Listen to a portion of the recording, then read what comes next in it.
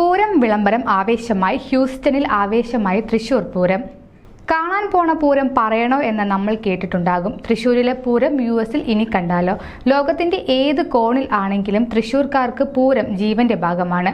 യുഎസിലെ തൃശ്ശൂർക്കാർക്കും അതിൽ മാറ്റമൊന്നുമില്ല.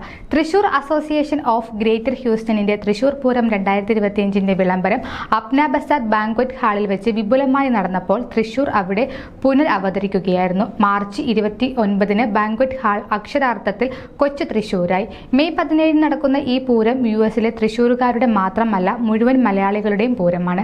നമ്മൾ മാത്രമല്ല, ഈ നാട്ടുകാർ കൂടി പൂരം നെഞ്ചേറ്റുകയാണ്.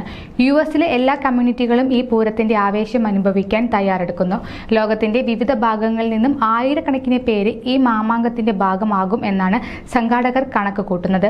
വിളംബര ചടങ്ങിൽ തൃശൂർ അസോസിയേഷൻ ഓഫ് ഗ്രേറ്റർ ഹ്യൂസ്റ്റന്റെ പ്രസിഡന്റ് നബീസ സലീം സ്വാഗതം പറഞ്ഞു. വൈസ് പ്രസിഡന്റും പൂരം കോർഡിനേറ്ററുമായ ധനിഷ സാം പൂരത്തെക്കുറിച്ചും തുടർന്നു നടക്കുന്ന പരിപാടികളെക്കുറിച്ചും വിശദമായി സംസാരിച്ചു. ട്രഷറർ ലിൻഡോ ആളുകളെ അഭിസംബോധന ചെയ്ത് സംസാരിച്ചു. രാജേഷ് മൂത്തടുത്ത് നന്ദി പറഞ്ഞു. Today's headlines brought to you by Malabar Gold and Diamonds.